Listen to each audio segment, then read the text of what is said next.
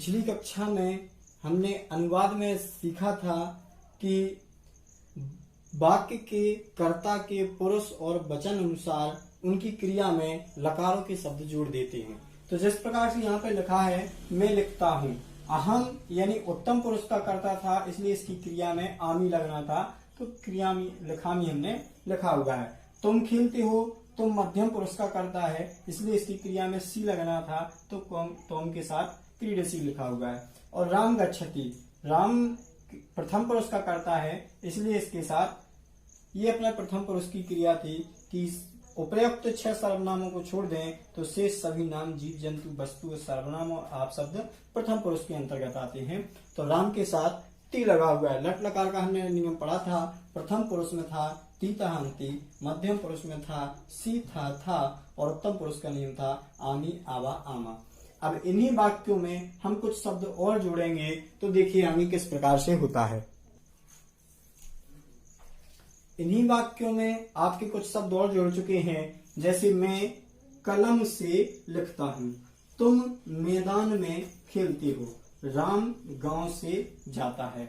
अब इन वाक्यों का हमें संस्कृत में अनुवाद करना है, तो अहम कलम यानी कलम, क्षेत्र यानी मैदान और ग्राम अर्थात गांव।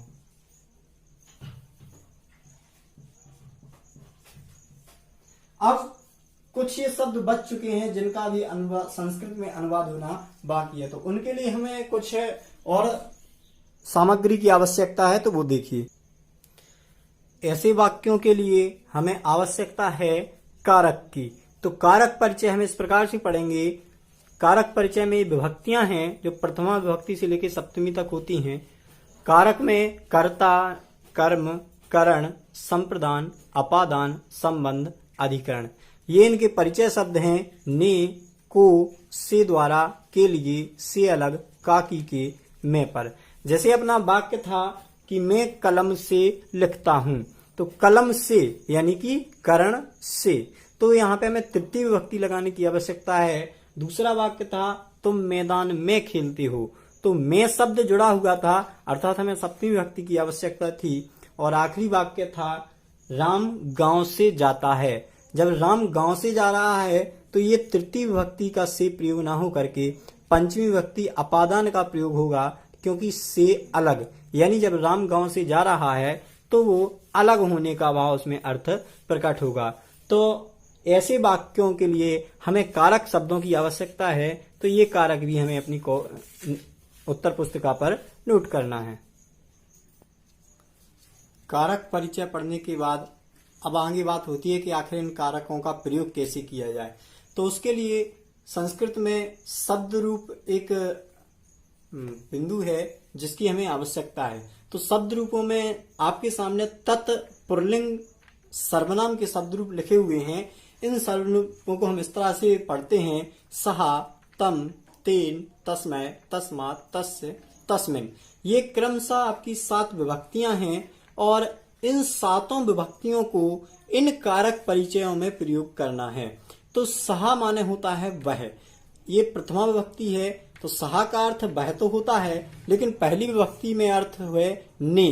तो इस जब पहली विभक्ति को इस ने के साथ जोड़ेंगे तो इसका अर्थ निकलेगा उसने। तो सहा के अब 2 अर्थ हो जाएंगे, एक तो वह और दूसरा अर्थ हो जाएगा उसने। इसी प्रकार से अगला शब्द लिखा हुआ है तम। तम का अर्थ भी वह है, लेकिन इस को अगर उठा के लाएंगे, ये द्वितीय विभक्ति में को लिखा हुआ है, इसको यहाँ पे लिखेंगे तो इसका अर्थ हो जाएगा उस को।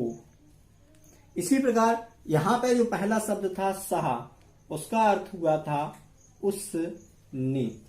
क्रमशः इन सभी विभक्तियों में इन शब्दों को अगर रख दिया जाए तो हमारे नए अर्थ इस प्रकार से बन जाएंगे, उसने, उसको, उससे, उसके लिए, उससे अलग, उसका, उसकी, उसके, उसमें, उस पर। ये एक वचन कर्ता हुआ। इसके बाद द्विवचन कर्ता में अगर हम जाएंगे तो तौ माने होता है वे दोनों और ते माने होता है वे सब।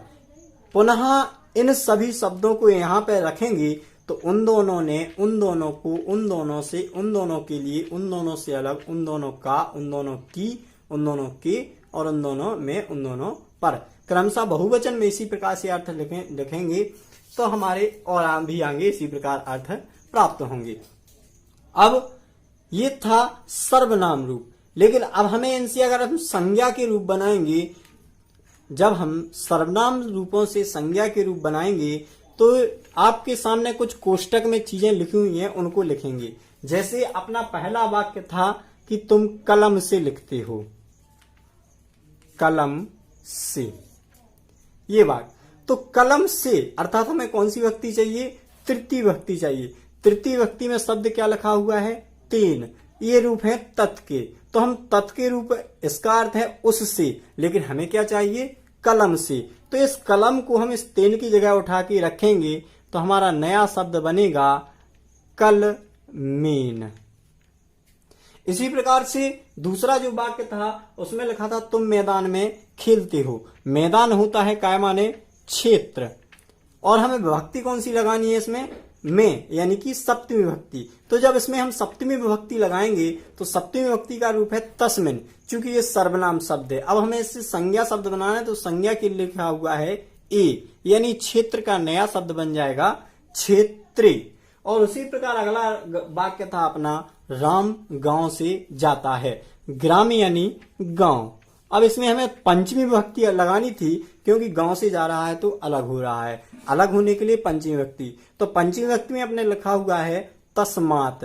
तस्मात को जब हम संज्ञा शब्द में प्रयोग करेंगे तो जोड़ेंगे आत, तो ग्राम का नया शब्द हो जाएगा ग्रामात। इस तरह से हमारे जो 3 वाक्य थे उन तीनों वाक्यों में हमने कारक प्रयोग और शब्द रूपों के प्रयोग से अपने नए वाक्य बना चुके हैं कि मैं कलम से लिखता हूं, यानी अहम कलमेन लिखामी।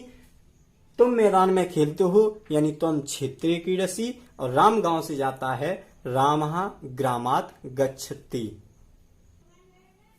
तो अपने नए शब्द कलम, यानी कलम को तृतीय विभक्ति लगाने से नया शब्द बन चुका है कलमेन। क्षेत्रे यानी सप्तमी विभक्ति लगाने से वाक्य बन चुका है क्षेत्रे। और ग्रामात, गांव से जाने के लिए अपना नया शब्द बन चुका है ग्रामात। इस तरह से हमने इन वाक्यों में कारक प्रयोग के द्वारा